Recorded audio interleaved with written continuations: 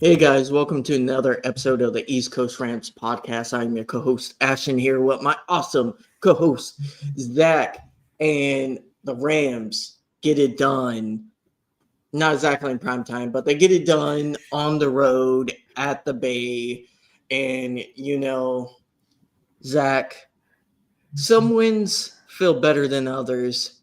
This one feels really good. Really good. For some reason, Zach, after the game, a lot less replies to some of our posts on social media from 49er fans. I don't know why that could be, but you know, so many times you can say one thing about the 49ers is they are a very physical, well-ran football team. And you can tell a lot of times we just haven't been there physicality wise against the 49ers, but we brought it today, especially on offense. How are you feeling about it, Zach? And what's your reactions to the game? Yeah, well, number one, what do you mean we weren't prime time? We had Tom freaking Brady comment for us. That feels like a prime time slot.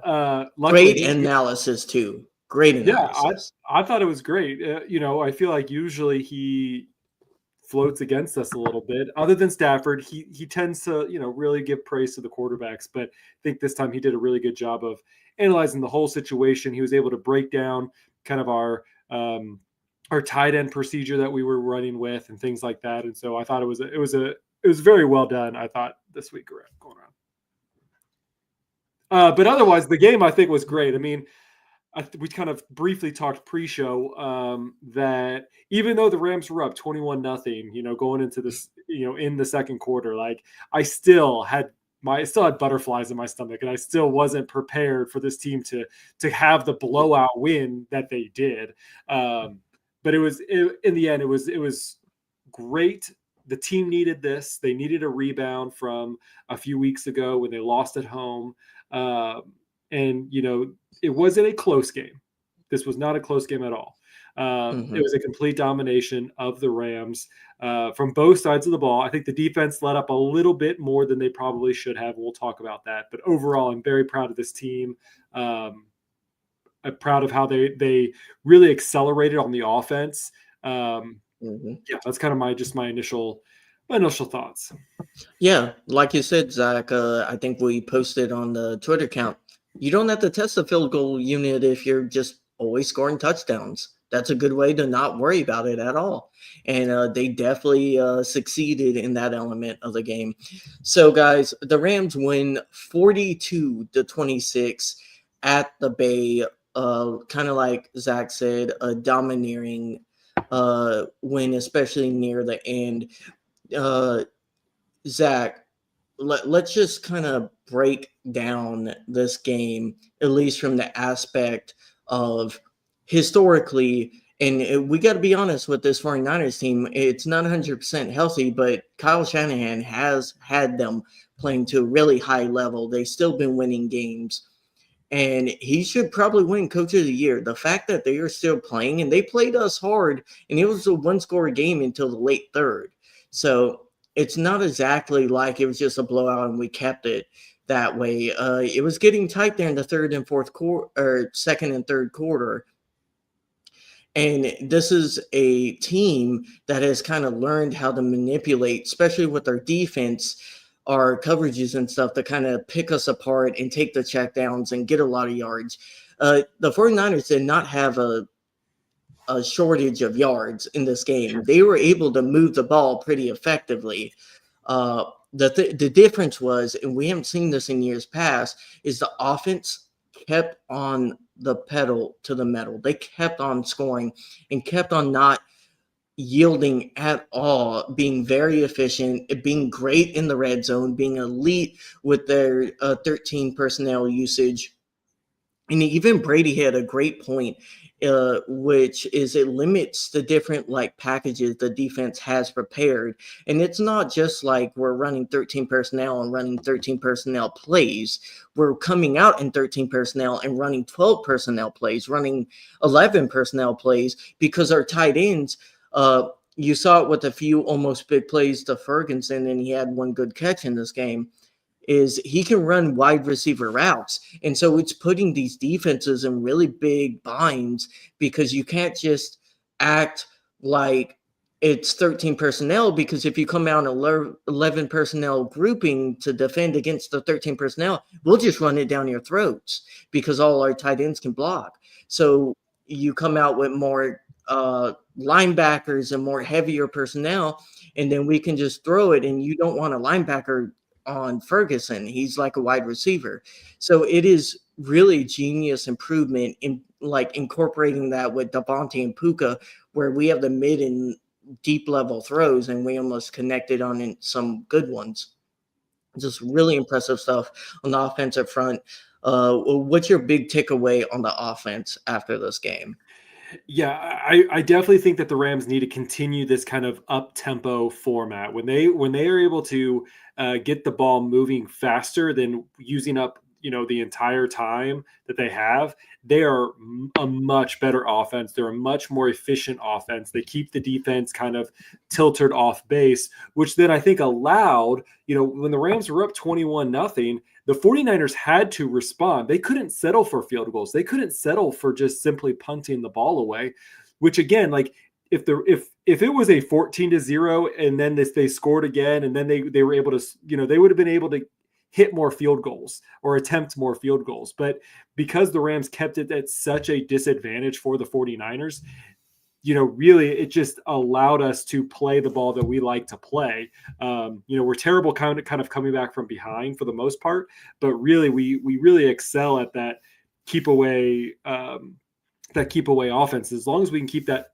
foot on the gas, like you were mentioning, really this team has no limits. And if they keep up with that hurry up offense, I think that this team is going to be light years better than the Seahawks team coming up.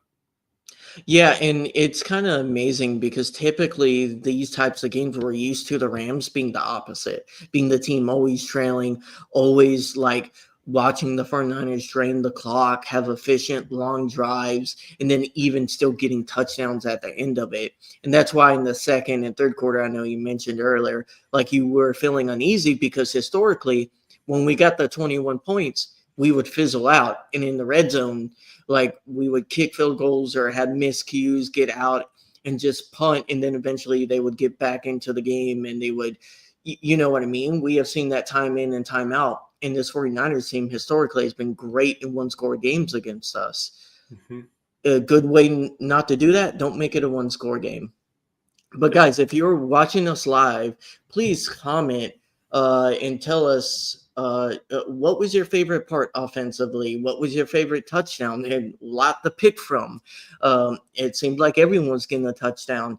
And kind of moving on from that, Zach, Matthew freaking Stafford. Yeah. I mean, hit the 400 club. Yeah, I mean, he's also finally hit the 500 record too. I think I saw he was 215 to 215 to 1. So of his career, finally catching up from maybe the abysmal Lions teams that he's been on. It's great for him. He's doing a lot of great work. He's putting it all out there. He's having multiple 4+ touchdown wins with no interceptions.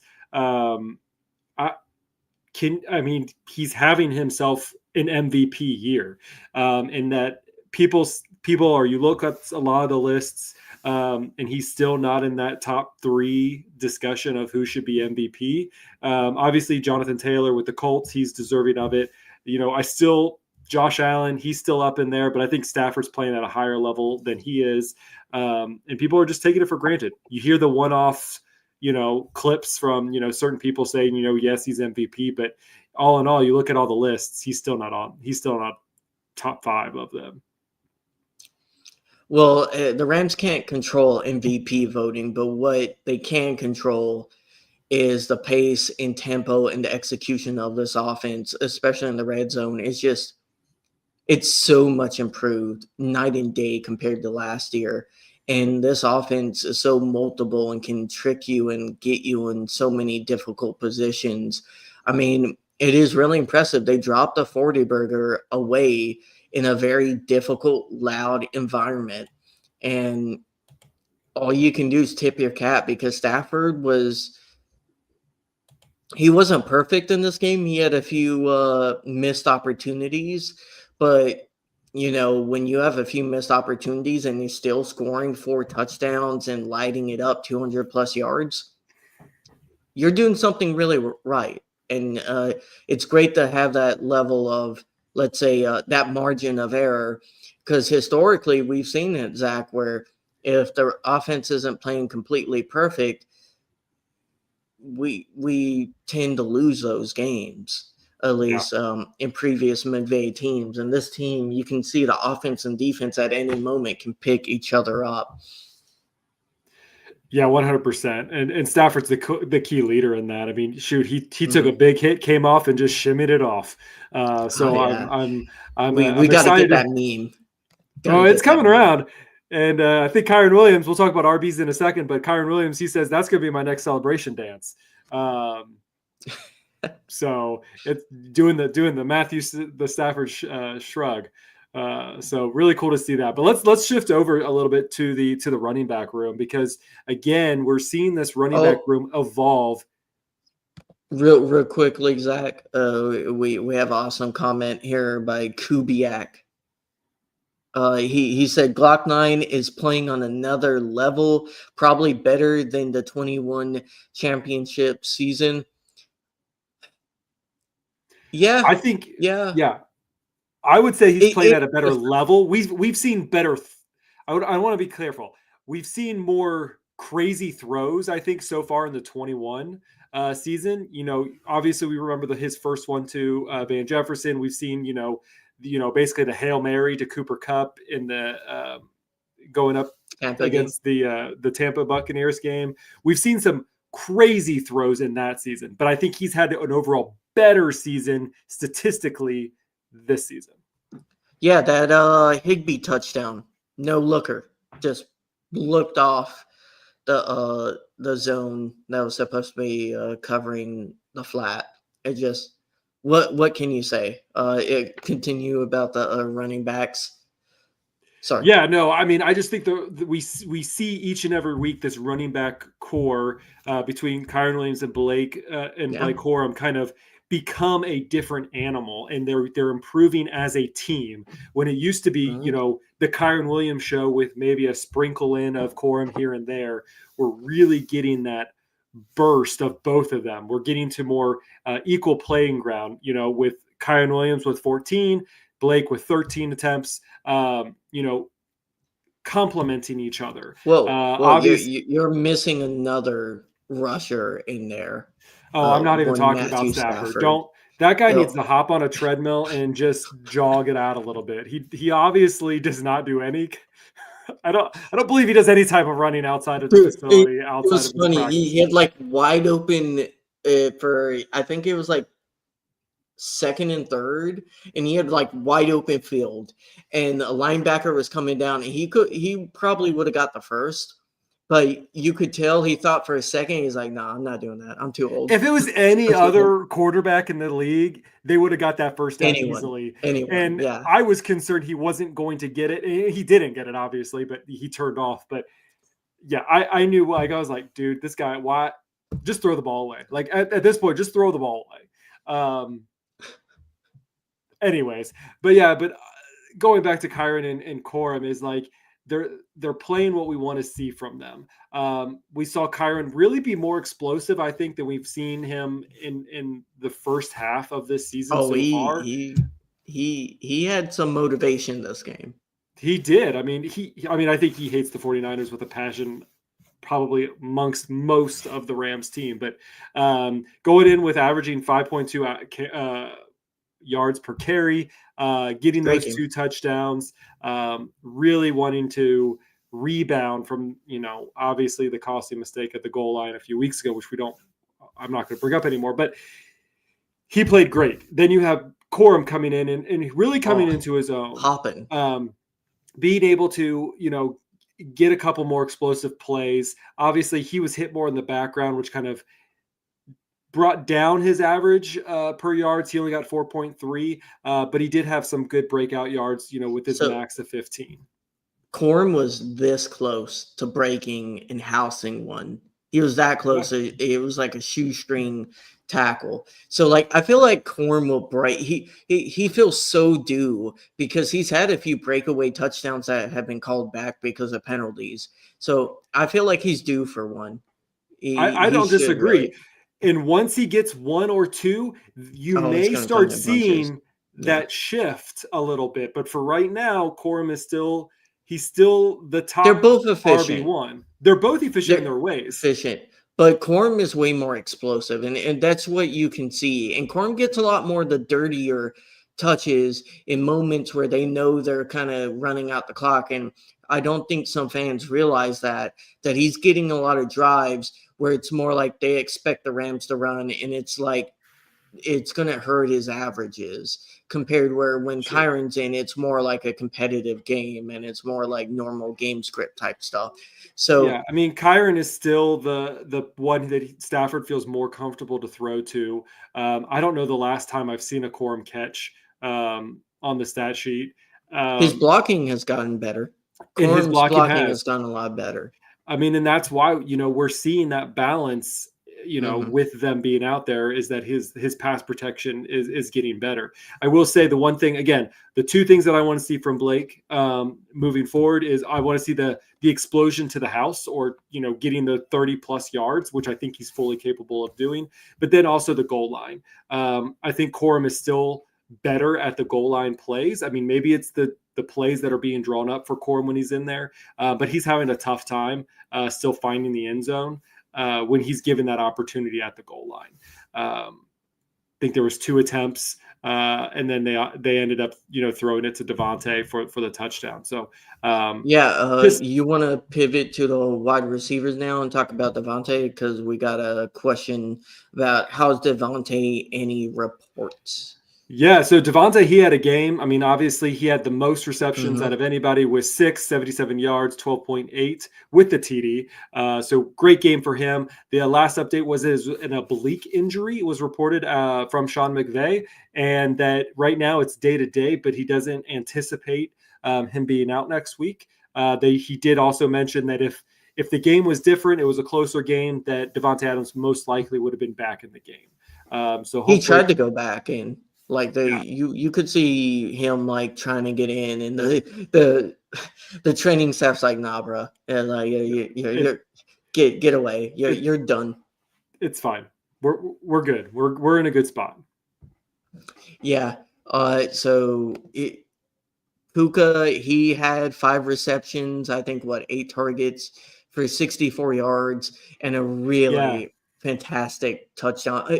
I love those like pseudo screens or slip screens to Puka uh, on the goal line. I think they're so creative and so fun, and he's so good at executing them and running like a running back.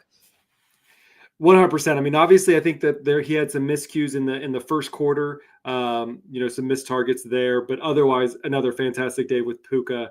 Um, you know, just super glad for him, and I think I even hit that picture up as our thumbnail for today's image of him going into the touchdown with the 49er like falling at his feet.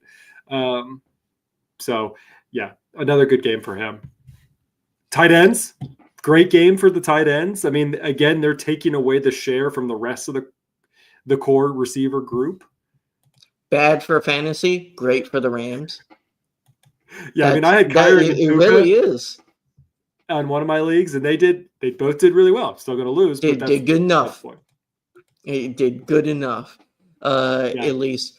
Yeah, but you really look, Colby Parkinson, 4 receptions for 41 yards and a touchdown. Tyler Higbee, 3 receptions for 33 yards. And then Ferguson had one. He had.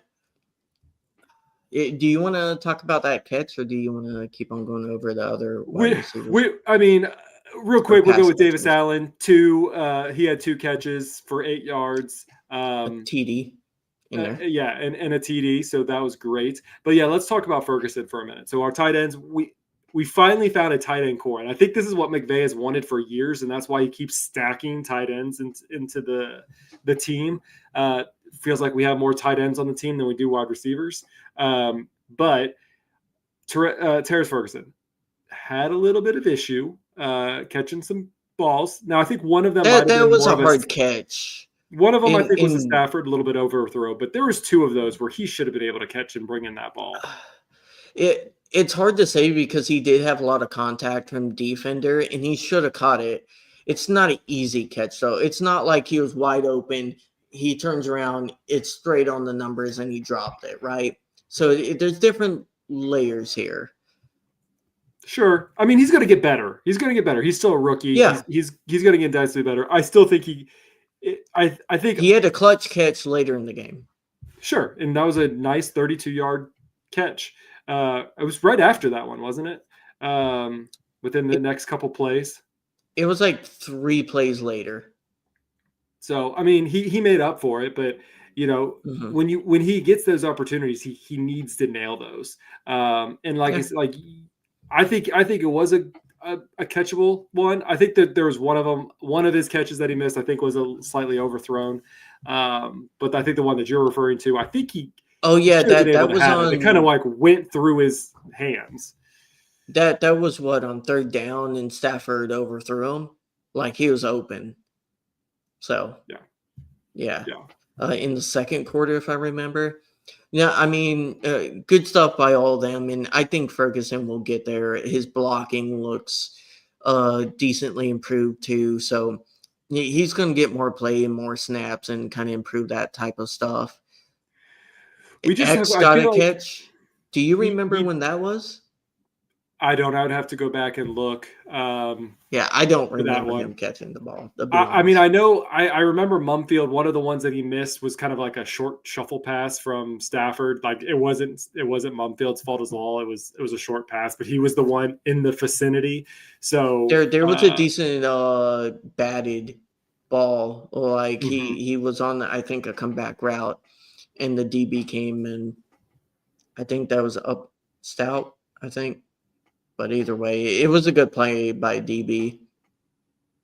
It was, yeah. And I'm waiting for another receiver to kind of pop out a little bit, and we just haven't seen that yet. I mean, I thought I don't think they have a lot of opportunity to be honest. They get like when you have so many tight ends in there now. Yeah. I mean, the whole point of using this 13 personnel is to like force the defense to either overcommit to the run or you overcommit to the pass, package-wise, and they're leaning. And so far, and we didn't see this earlier in the season, Colby Parkinson and Higbee are doing good enough jobs at both blocking and pass catching when they are open and taking advantage of those missed matchups. And then Ferguson is a good deep threat. Like, it's putting defenses in a really bad situation, and defenses haven't been able to adjust in the last 3 weeks, especially with Puka back in the lineup in the last 2 weeks. Yeah, I don't think the snap counts are out yet, so we'll kind of have to break that down, in a later episode, just to kind of see where they're all forming, because that's where we're going to see what's going on. Yeah, AMS also says we should have a real home field advantage against the Seahawks. Seahawks do not travel well next week. And we will kind of break that down more in our game preview when we end up doing that. But no, definitely for real. I don't think the Seahawks team has been really tested by elite defense. The good teams they have faced are the elite teams, borderline elite teams they have lost to. So Washington is kind of like, it's similar to the Saints. It's like a hurt, middling team, and they did do their business and get it done. But we haven't seen Sam Darnold play against elite D-line yet, besides the 49ers and the Bucks, and they lost those games. So no, but they are scoring up points. They are scoring points, which is kind of the thing that, we need to be careful of. They may take advantage of our secondary, which again, while not completely weak, Forbes looked good. Curl didn't look so good. Curl had a bad game. Curl had a really bad but game. He was also going up against Kittle, so I don't know. He's one of the best tight ends in the country. Hey, he had some amazing catches this game. Unreal catches. So you got to give credit there. I thought Landman or well, let's wait to talk about defense for a few seconds before we get there. But I feel like it's going to be a big game to see, and it's going to come down to which offense can out execute the other offense versus defense, and we'll see where it goes. Throwing this one up here. Does Tutu Atwell come back this week? I don't believe so. No. No, Right now he is eligible for he has 2 the more weeks, Carolina I think. game. Yeah. So his Yeah. first week back would be against Carolina. Yeah, and Adams should be good to go by next week too. But this is one of the reasons, Zach, I was kind of arguing for another wide receiver was just additional depth. If you lose one starter, then it starts getting thin. And we're already using all of our tight ends, so it's not like you can go to that well even more. Well, then you're gonna have to lean more on Mumfield or Xavier Smith or something like that. Thought it was interesting today that we utilized Blake Corum more in the return game. I thought that was interesting. Use your Xavier Smith as our go-to, and Corum got most of those. Yeah, the return game was solid, and we can touch on the special teams. Let's do that before we go to defense. Okay. Zach, where do we Blackburn let's should start be fired. off with positives. Well, wait. I said Blackburn should be fired. Let's move on. Let's start off with positives. Okay, Zach? Positives. Positives. We didn't miss a field goal. Extra point. We didn't try a field goal when we had that's my point. We didn't miss a field goal. That's a plus. True. Which still causes me concern, Zach, that we didn't want to attempt a 50-yard field goal, and teams are attempting 70-yard field goals like candy nowadays. When apparently Melvis, is that right? Is that how you say his name? Melvis, thicker kicker. He can kick. They look good. Good. He had the opportunity to do a 50 and a 58. I know the 58 is a little bit of a stretch. I could probably understand that one. But the 50, like you said, that's yeah, but we don't know if that's because I thought the execution on the extra points looked fantastic. And the fact that we're talking about extra point executions is something to be said, but it does look great. The punt coverage and the kick coverage teams, Zach. This makes me still feel like it's a protection issue. There's still an issue with the special teams players because we cannot. This is week in and week out that we're having these runs of 20 plus yard runs from a punt return. Can we not have Cardi if was he active or was he not? If he's active, why isn't he? But it wasn't just a punt. Have him. It was a punt return that went back for so long. Well, the kick returns have been okay. They had some good kick returns too, but I don't know. The coverage units are just not good. You see guys just getting instant blocked, and just 4 or 5 guys just will get blocked, and then 2 guys whiff the tackle, which we had some bad. This team has been really historically good comparatively to other seasons for the Rams tackling wise. This game, not so much. We saw some Rams like performances for this season tackling wise. Nate Landman missed a tackle on McCaffrey to stop a touchdown. Robinson to stop a touchdown. So some issues there, and same thing in the coverage unit. But what I will say is, I don't really think the Rams need to kick field goals because they were pretty efficient on 4th down too. So, yes, but I don't want to. Obviously, you don't want to rely on that. When you can't live on that. When you're up 2 scores, maybe try to give it a and you're in pretty positive territory. Fine, but I agree, we should not do it. It was a joke. But So talking about Blackburn, is that where you're kind of?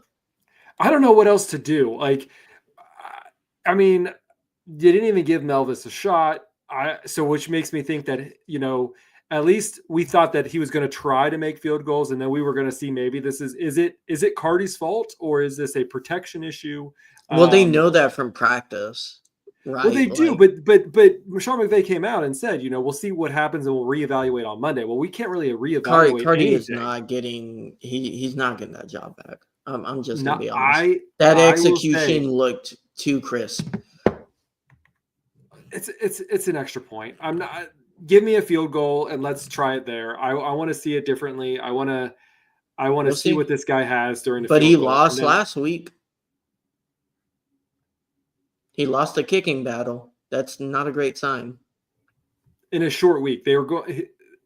Sean McVay came out last week and said, we're going to evaluate this weekend and then we're going to have a conversation tomorrow with Cardi. And it's either going to be we're going to continue to battle it out. And right now, I have not seen anything different to say that we're not going to continue to battle it out. There was no attempt of making a field goal when, like you said, they had an opportunity at the 50 for a 50-yard kick. There was no opportunity there for someone who is supposed to be able to kick pretty long distances. I still feel like there is something off, and they're not willing to put blame on the protection. They're not the whole thing. There's still something off. I don't think Cardi's done this week. I'm not saying he's not going to be done, but I think that they're still going to continue to have him on the roster until they figure out, they know that this is the actual option. McVay doesn't like to get rid of players. He thinks it's bad for morale. He knows when to cut players. I'm not saying that. But what I'm saying is that he doesn't want to give up on players unless it's absolutely necessary. And right now, it's not absolutely necessary to cut him because they were able to bring somebody else on the team, unless they need that roster spot. Yeah, we'll see how it kind of works out. But let's kind of pivot to defense. They gave up 26 points, a ton of yards, 319 yards to Mac Jones. And Mac Jones was playing really good this game. Credit where credit's due. And the 49ers were pretty efficient running. And I think, to be honest, Zach, they should stop having CMC line up as a running back right now. If I was them, I would have Robinson be your primary back and have CMC do like a kind of pseudo tight end running back, like some stuff they would do with Debo a little bit, and have him all over the formation because running downhill, averaging 2.5, he did not look great, but Brian Robinson looked like he was bringing a little bit of juice there. Kittle led their receiving for 9 receptions for 84 yards and a touchdown. Juwan Jennings also had 6 for 71 and a touchdown. And then McCaffrey had 8 receptions for 66 yards. And former Rams, DeMarcus Robinson had 3 for 34. So a lot of yardage kind of given up, but it's still not as bad as it was game 1. But can I say what I kind of have some beef with the defense? Love the defense. I think the defense played really well in the first quarter. That's after the first quarter. In critical moments, they played what they needed to do. Yeah. But I kind of look. We had 1 QB hit the entire night. 1 QB hit. No sacks. Okay. Hold on. Okay. Hold on. I'm going to let you lay it out. I'm going to lay it all out there for y'all. We had 1 QB hit. No sacks. We had only 2 tackles for loss. 2 tackles for loss. That's it. And what is it? And then I'm not going to talk about pass defenses, but that's not great after having someone who had 39 attempts on the field. So you lay out why you think that is. I think our pass rush was just not there today. Or they allowed Mac Jones to kind of play whatever he wanted to do. They gave him way too much time. He was able to sneak around them and make eligible throws. I still think that we still have some weakness in our secondary. And it kind of showed today. Obviously, we had a great interception by Forbes. There were some good plays that were done by key players. we had the great knockout from Landman. Like there are instances where I could say this was really great about the defense. And like I said, the first quarter defense was lights out. They were able to, force the ball away from them.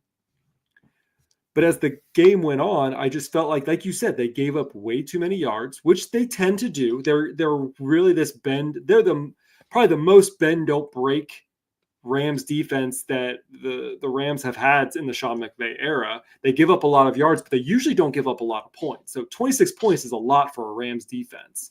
Some garbage time in there though. Sure, but I'll give you 6 points of it, or 7 point, the last touchdown, maybe garbage time touchdown. But other than that, they had the opportunity to come back swinging if they wanted to. And again, I know the Rams defense stood up.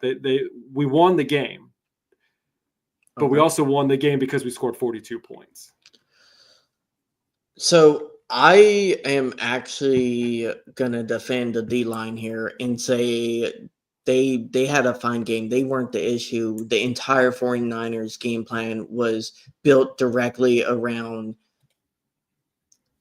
not allowing the pass rush to get the Mac Jones, pushing and moving the pocket around instantly, doing a lot of bootlegs, doing a lot of different very creative play design. I thought offensively, the 49ers, especially for the most part, outside of the first quarter, were doing a great job adjusting to what the Rams defense wanted to do. And we were playing a lot of zone because we can't play a lot of man, unfortunately, and just kind of knowing where those zones were. And I don't think a lot of it was because our pass rush wasn't good. It was because Mac Jones knew the coverage we were in. They had good plays to counter the coverage, quick, efficient plays, going around dinking and dunking the field, and they never really took shots or took chances. Yeah, they didn't get the Mac Jones because he wasn't holding the ball very consistently. It was very rare where he had like an 8-step drop back and he was going for 40 yards down the field. I guarantee you look at the passing sheet and it's going to be mostly between like 5 and 15 yards. It's going to be 80% of the passing field for Mac Jones. It was a huge amount of their design plays was to counter this pass rush. And it honestly should be looked at by a lot of teams for ways to kind of beat. And you notice they started getting more pressure and started actually applying real problems to 49ers offense when they started having to do long drop back passing in the fourth quarter down multiple scores, when they couldn't possess, when they couldn't run, when they couldn't do some of these gimmicky quick slants, quick curl routes, stuff like that. And I do think it could be an issue with Shula just not being able to counter this style of dink and dunk. And that's something we could struggle with. And you saw Jalen Hurts kind of do the same thing. When they came back in that game, it was dink and dunk, and they were just breaking tackles for additional 15 yards down the field. So, Zach, did I kind of convince you there that it's not really the D line? No, I don't think so. Because again, I'm comparing the quarterbacks themselves. I mean, you look at them. I still think the pass defense or the pass rush needs to be better. It needs to be better against this banged up team. And their O-line's still good. It is still good, but it's still good. This is supposed to be this is why our defense is so good, is because of our pass rush. And we're still giving teams like the 49ers, like Mac Jones, time to throw the ball. Yes. So you look at their averages for the wide receivers was around, 11. He had a couple that were 19. I mean, he did throw bombs. I kind of look at them 20, 22, 19, 14, 19, 18. Like he was throwing decently long balls to multiple receivers. They got a lot of yak. Yeah, sure. But again, our pass rush needs to get better. It needs to get more home. We can't allow some of these plays to happen and allow some of the opportunities that are getting them points. I think that this would have been a closer. So good. Like he is good. but we got to be better. We got to figure out how to be better. I don't disagree. I just think there are a few offensive minds like Shanahan that can specifically design a game plan with they have good personnel kind of built to expose our defense and the style of defense we like to play, especially zone heavy. You see the 49ers struggle when they play man teams, and that can kind of adjust, especially to a lot of the motions they do. So I don't know. I just personally think that it was less on defensive line and more on the fact that uh, Kyle Shanahan had a really good game plan, and they started teeing off in the fourth quarter when they were doing more typical passing plays. Personally, yeah, and he was able to get the ball out, and he was able to get him to the receivers. I just, again, I'm nitpicking here. The Rams won dominantly, but it was because their offense came up and they showed up and they played really, really well. We didn't have to rely so much on our defense like we had quite a bit throughout this year. I mean, this is the second time that the Rams defense have given up over 25 points. The third time that they've given up more than 20 points. The only other time they gave up more than 25 points was the loss against the Eagles. So again, I am not saying that the defense is bad. I'm saying that if I'm trying to take out the good and the bad, that's where I think that we struggled a little bit, is getting home to the quarterback. Yeah, and Deuce says Rams got 40. That's all you need to know. Yeah, when you score 40, you're not going to lose a lot of games. So you kind of keep it out of the defensive hands. Unless you are the Bengals, because they tend to do that very frequently. Good thing we're not Bengals podcast. Kyle has always had an amazing plan for the Rams pass rush. I feel it's more amazing game plan versus Rams D not playing well. Yeah, so Kubiak is kind of more leaning on my side of things, but it'll be interesting to see kind of the press conferences and what McVay says about that and some of the issues there. But talking about individual players on defense, Zach, let's kind of break into those. Leading tackler, and who had a really great day, Quentin Lake. He was all over the field. He had 8 tackles, 3 assists. You want to talk about Q a little bit? Because Curl had a rough day, but he was flying. You know how much I love Quentin Lake. I would sign him as soon as possible if we could. But there's a lot of players that I could say that for. Freaking Landman, geez Louise. That's the next guy we probably should talk about. But Quentin Lake just has this. He has this leadership presence. He has this ability. He's a very likable guy. He's able to play the ball. Hard tackling, doesn't miss. Hard tackle. Yeah, like this guy shows up and puts in the work, and you see it on the field each and every week. And if it wasn't for Landman, he'd probably be our green dot, because he's one of the smartest players I think on our defensive side of the ball. Great communicator with his team, and really elevates that secondary quite a bit. Yeah, Nate Landman's next. He had 5 tackles, 6 assists. Left a few on the field. Like he had a bad third quarter, you could say, but he was all over it. The peanut punch, it's so amazing. Like they were moving, and you could really tell momentum-wise for this game. Him getting that fumble was a big reason why we kept on rolling and we were able to apply the pressure, and you really ended up making this 49ers offense be a little bit more one-dimensional than they wanted to, especially going down the stretch in the fourth quarter.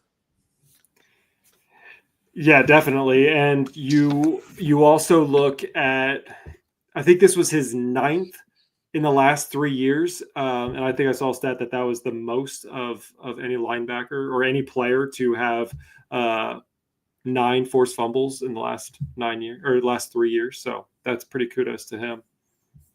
No, it's his knack and his timing. Like you see that angle and the way the ball's being held. It's not even like egregiously like out there, right? Like it's similar to some of Kyron's where it's not egregious, but he's just like doing this now like on 2 or 3 game week basis, just like He had taking another full one too that advantage. was close. That I Oh think yeah, yeah. it was It was against a fumble. CMC. Yeah, it was a Well, fumble, but he caught it. Like he was able to it. He yeah, fumbled it, but he caught his own fumble. yeah. So that's because CMC's a freak and an So he almost athlete. had his 10th one today. Yeah. Deuce says I like what the defense did, not putting out for the tape for the Hawks. Yeah, that's a good way to put it, Deuce. I definitely The only thing agree that I with will you say there. is that Seahawks also have a very good offensive line. And so that again, if they could take any tape from the 49ers is how they kind of held. They take more Uh, shots though than the 49ers. It's a different style. They take a lot of play action shots. You're going to have time to get to Darnold if they I kind of I keep felt it same way. I felt like they had plenty of time to get to Mac Jones, and they didn't take the opportunity. So. Alec says, I think this was a statement game from McVay to the Seahawks that this is the Rams division to lose and that they will put a 40 burger on them too. I wouldn't go exactly that far. I love the optimism. And the Seahawks are a real defense. They have a really good offense. Uh, it's going to be a good game to kind of see. I do feel like we're the better out of the two teams, but again, just because you're a better overall team on paper, you have to play the better game. And we have seen this Rams team not put together a full 4 quarters for a lot of the games this season.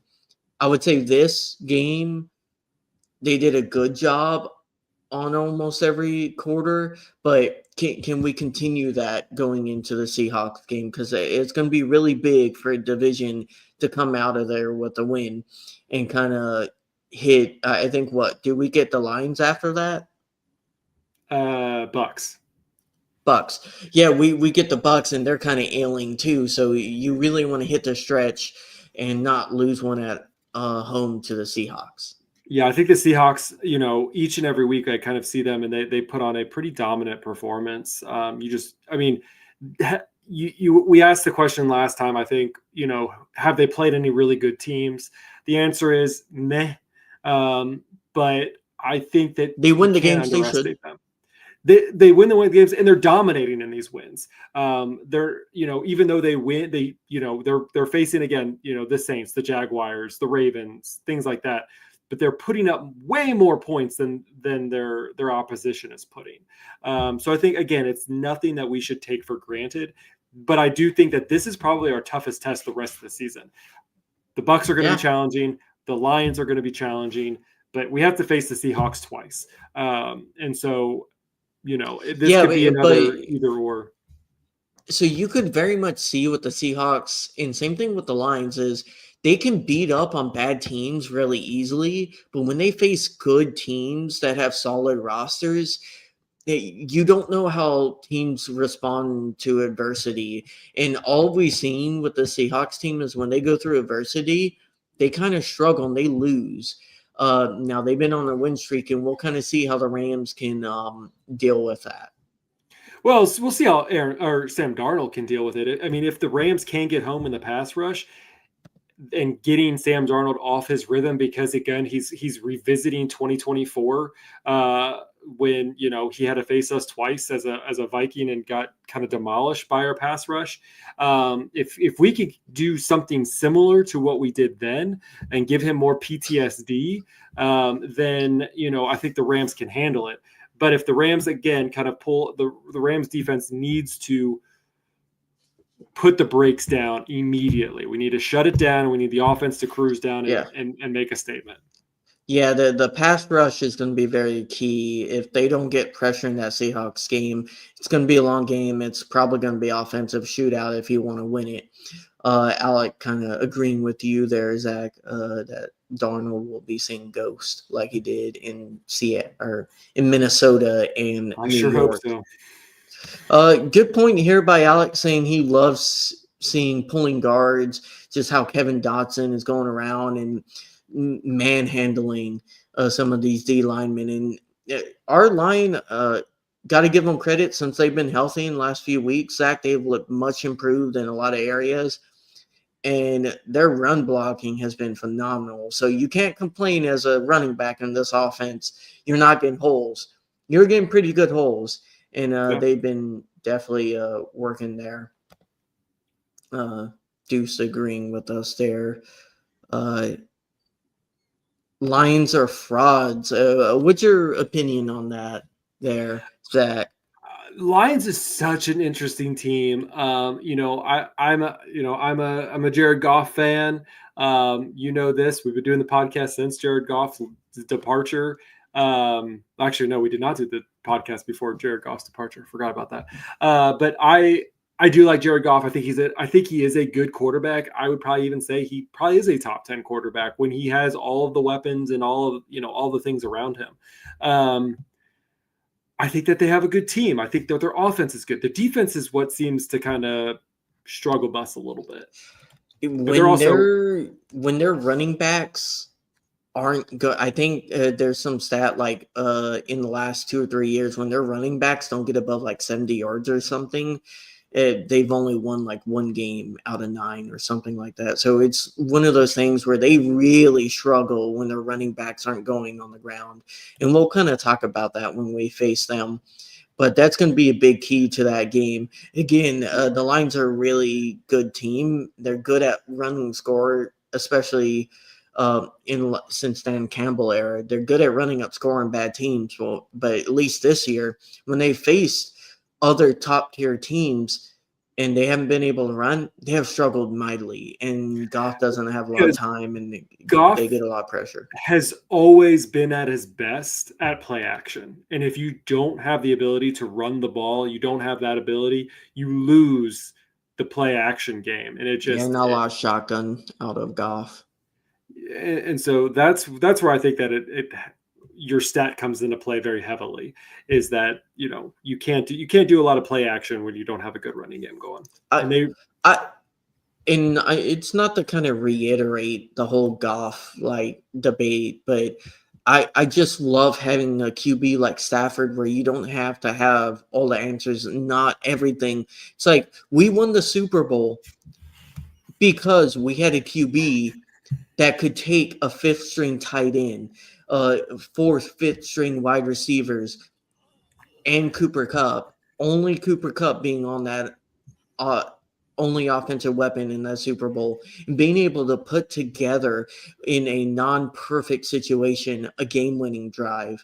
And I feel like that's what you lack with Goff. He doesn't have that capability yet in his career. I think he's getting gotten better. I think he's getting close, and I think it's that development period that I think is missing a lot in the NFL with the new quarterbacks. I do think that it's lacking. We always put these quarterbacks in right away, and if you don't have a good chemistry between them, I think it breaks down. And I think we saw a lot of success with Goff when he was, and we're turning this into a Goff thing, but we had a lot of success with Goff.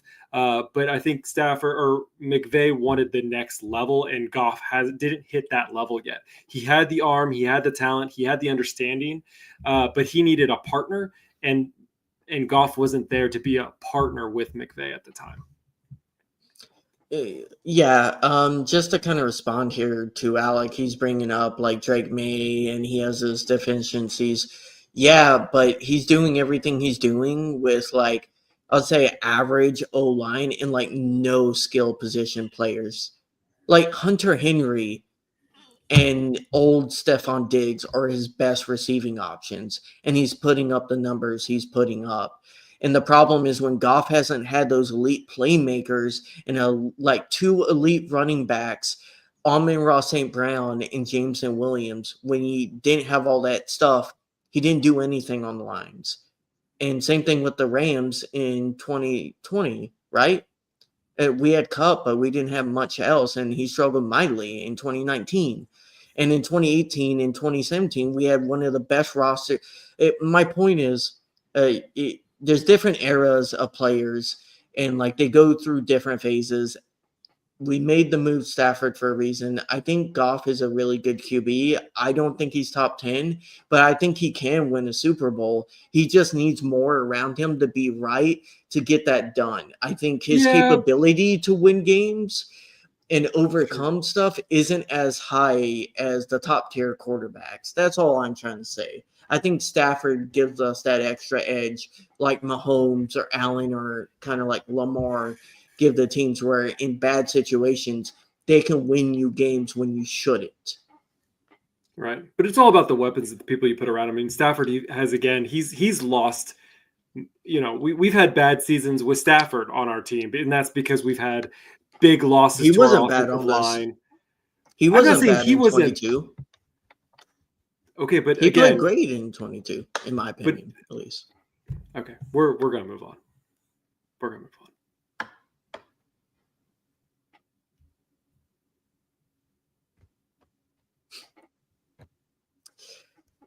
Maybe for Allen Rodgers. Yeah, I don't know if you talk about Rodgers now. He's definitely hasn't played too bad. Um, I think that just more proves the Jets they're just dysfunctional franchise. Just not great, not great.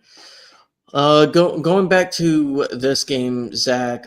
Anything to wrap up, kind of like the defensive side of the ball in how that ended up this game. Uh, Kobe Durant almost also got a pick. He had a good game. We touched on Forbes. Anything about secondary that you liked or you think need improvement? No, I just I think our secondary just in general just needs to be a little bit better. I mean, I think that's the part that still scares me the most is, whether it was Cam Curl missing some plays. I think Darius William also had a couple missed plays. That just, again, it was unnecessary, some of the things that they missed on. And so again, nothing critical. It was a big blowout win. I'm super happy for this team. But if I'm going to nitpick, that's where I'm going to nitpick. I got you. I got you. To clarify this, Alec, my point of view on that is if you actually go back and watch those games and how he was throwing, given the pressure he was under with the O-line being as battered as it is with the weapons he had, I don't think he was a huge problem that season. That's a personal opinion. People can disagree with that.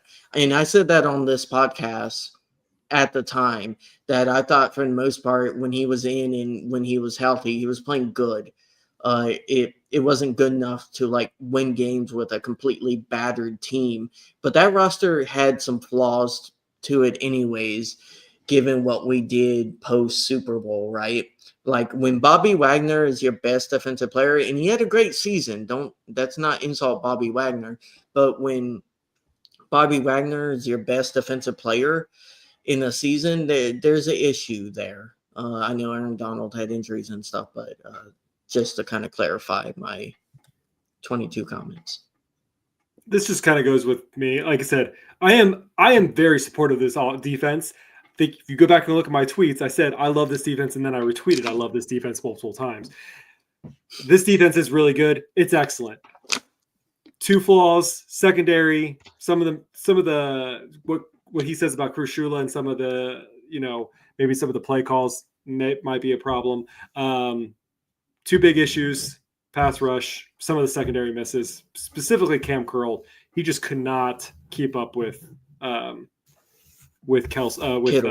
Kittle for the second half. Well, he's very much like McVay in the sense he's stubborn, and when he wants to do something, he wants to do it. And give credit to Mac Jones, like they weren't pushing the envelope. They weren't taking shots that were like 25, 30 yards down the field that you normally would see from other teams. They were good with our zone being deeper and just they like just don't have the weapons 8, either 10. to do that either. They don't have the weapons to go downfield and make big splashy plays. So it is what it is. Like I said, I thought our defense should have done better to restrict what offensive weapons they didn't have. And, yes, they had CMC and they had Kittle, but like Jennings, he's fine. But that's basically it. So I was just expecting a little bit more from the defense. I was hoping for not more than 20 points. Very nitpicky things. Yeah. So that's all I got to say. Off to next week, we're going to be facing the Seahawks in our new midnight gear, which is still at 1 o'clock, which is still irks the crap out of me. We're not prime time.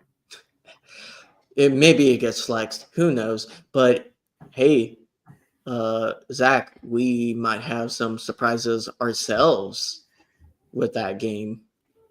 Wink, wink. Potentially. I don't know what that means. With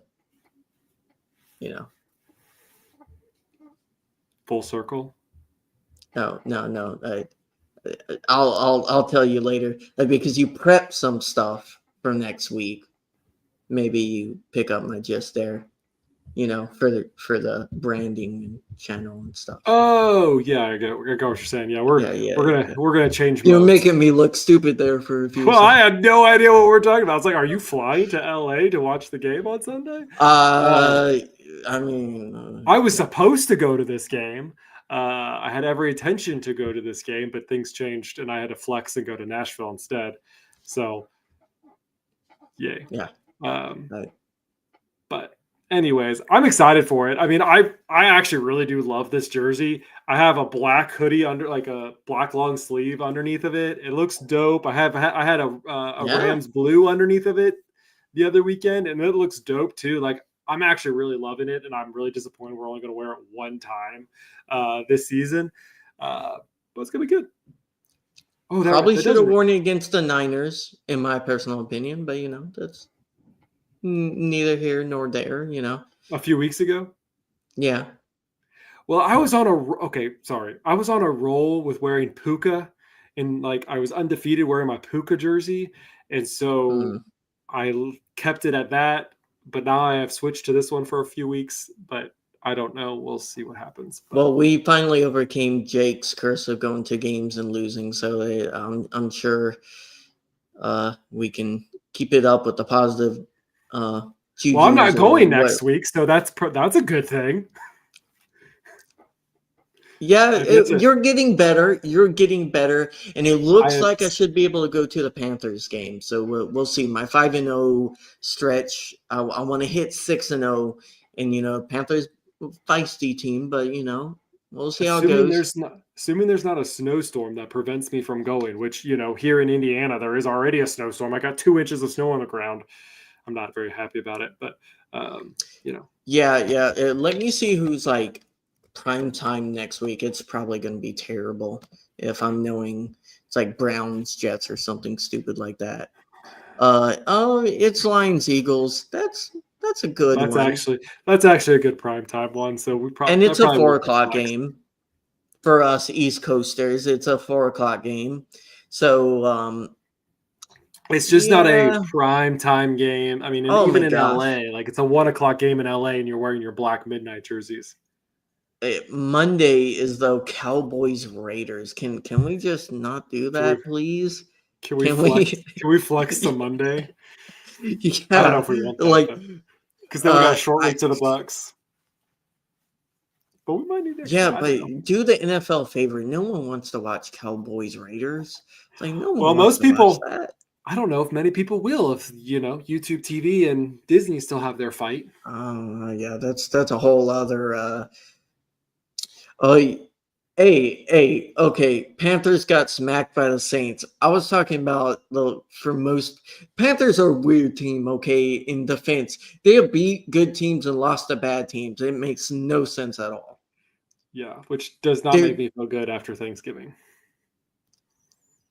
But we smoked the Saints, right? So that means we have to smoke the Panthers. That's how that logic works. Even though the Will parody got done in week 5? I think the Will parody in the NFL got done. Yeah, I don't know. It's the Falcons almost took down the Colts today. Like it's well, okay. I'm not going to try to go too far in tangent. I'm a big Ashton Genty stan. As a fellow Ashton, I got to stand up for my ilk, my namesakes. Ashton Genty at some point this season had over 100% of his yards after contact. That's how bad that Raiders O-line has been, and he has still been producing for them. And that stance is actually better for his running style, and his overall yards per carry went up like double or threefold when he went back to. If you don't know, Zach, when he was in Boise State, Ashton Genty would stand like Michael Myers straight up in the backfield as running back instead of bending over. And the Raiders made him start bending over when he got in the NFL, and predictably he didn't do as good because he wasn't used to it. And then when they let him stand back up because, he's a good player and he's one of the only producing players on their team, he has done a lot better. And he's actually low-key a really decent running back given the terrible O-line he has. And I think with the average O-line, he'll be an elite player. He's really good. So I disagree with you there. Disagreeing with the fans. Jeez Louise.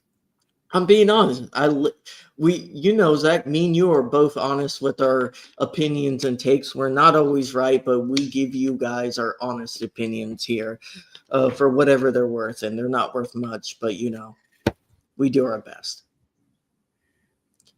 Chargers will beat Steelers. How's that game going? It's like 15-30. Chargers at the time of our live stream. I mean, I would hope so. The Steelers are like prime 9-8 Steelers as they've always been for the last decade.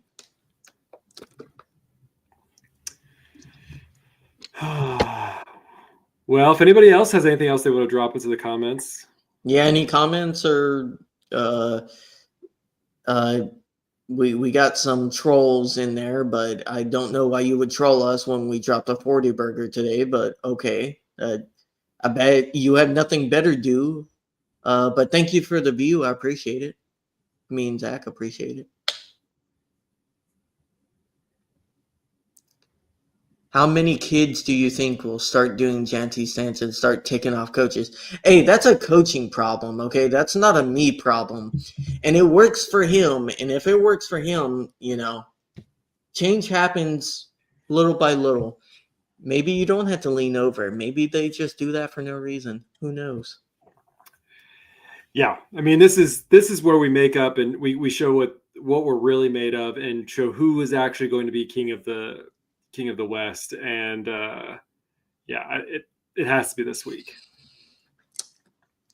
Yeah, it's probably going to be the first person to 4 wins in the division, and we already have a loss. So, got to get there. I think we should be able to beat the Cardinals both times, hopefully.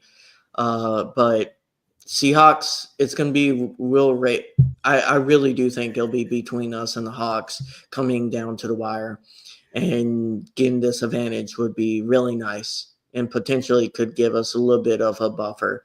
We couldn't have dropped this one. Like, this was, if you wanted a shot at the NFC number 1 seed, because whoever wins next week will be the NFC 1 seed front runner. Let's just be real. Right, Zach? Yeah. I mean, I think that's true. Do you think Ernest Jones will have a major impact for the Seahawks? He already has. He's played great for him. I think he meant against the Rams, mostly because, follow-up, he knows a lot of our schemes. I think their schemes have changed since. Yeah, it's completely different now. And not completely different, but it's different personnel, different execution style. It's been 2 years, right? So he hasn't actually been with Chris Shula except for some of training camp. I think that's accurate. Yeah, that's accurate. And then, not to mention, like, we run more 13 personnel anyways, and we never ran that until like 3 weeks ago. and then they're doing even more stuff this last game with it than they've been doing the weeks prior. So I don't think that's going to be as much of a factor. He's a good player, and he's going to be balling out and running around and trying to prove this coaching staff wrong. Definitely a Yeah, good win let's for go. today. Great, Appreciate you great guys. dub. If you guys are watching us live on YouTube, please make sure that you guys are liking and subscribing to our channel, youtube.com/East Coast Rams. Hit that notification button just so that you guys get notified when we go live. It would be great. We are so close of hitting our next goal. I was trying to see real quick where we are at with that goal. And we love chatting with y'all live, and even sometimes we'll do Q&As and stuff like that. And like, if you guys want to come on and talk, and like, hey, we talk a lot on this channel. We love to hear you guys kind of give your opinions, and even if it's through text or on the video and on the camera, it really does broadened perspective, because we all see different stuff and we can't all pay attention to every 11 on every play. So it is nice to kind of like, share the love and hear your guys' take on what happened. That's right. Yep, we're 34 away from hitting our next goal. So if you are new to the channel, please make sure you like and subscribe to our YouTube channel. Also, we're on X as well. Those are kind of our two main focal points. Stream live on both those platforms. So yeah.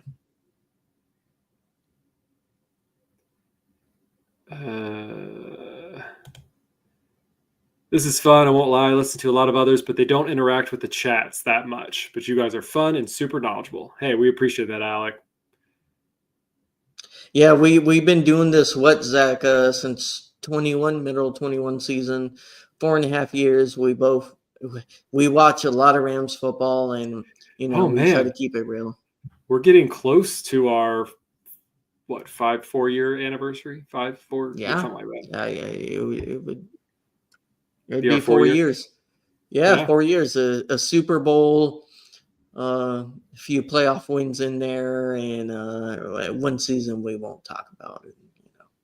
It's kind of rough, but we do appreciate it, and we try to interact with you guys, because I've been the same way. I listen to other people, and like, if you guys are going to take the time to listen to us and like put a comment, we're going to try to interact best we can with y'all and engage, because it is a community, it is a conversation.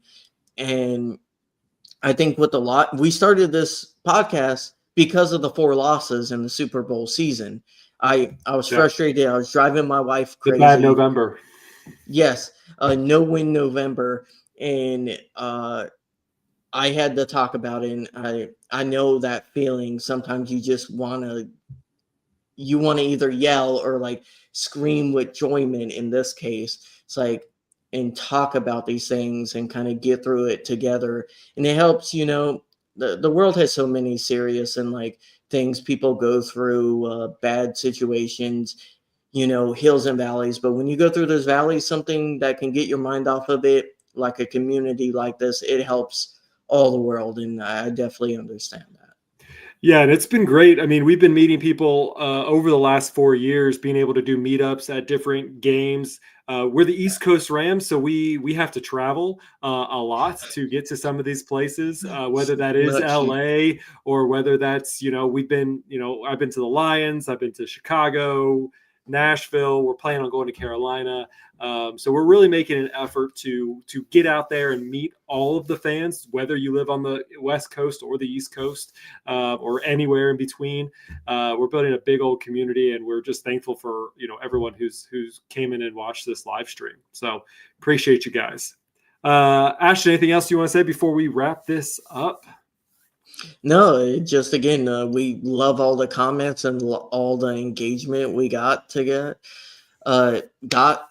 And man, what a win. The Rams are really setting themselves up for a second half finish to be remembered. Best roster we've had since 21. I would say it's a better roster than 21. Can they finish the season and finish some of these close, hard games? And they don't have the easiest schedule coming up. So we'll see how they end, and we will bring you coverage every week. That's right. Yeah, it's awesome. Yeah, we meet each and every week. It's always usually about 9 a.m. Eastern time, 6 p.m. Pacific is usually our starting times. Sometime throughout the week, we try to hit it up different days. So keep up. You can follow us on X at East Coast Rams. That's where you can find all of our updates to any of our content. Also, youtube.com/East Coast Rams. I already made the plug to subscribe, but if you're just now joining us, please make sure that you subscribe so that you can watch the episode afterwards, or hit the notification bell so that you get notified the next time we go live. We're also on Apple Music, Spotify, wherever podcasts find you, we are there. Next week, we're up against the Seahawks. Not sure. We'll talk offline about if we're going to do a preview episode of that, but Cooper Kupp is coming home. I do hope that everyone, celebrates Cooper Kupp coming into the building, but once they flip that coin and we're playing game, gloves are off and we're ready to battle. So it's glad to have Cooper Kupp come back home. But again, we want the win. We're going to leave everything there and move on. So also on Instagram, we're East Coast Rams Pod. You can find us there as well. Well, with that, we are going to wrap it up with this week's episode of the East Coast Rams, and we will see you guys next time.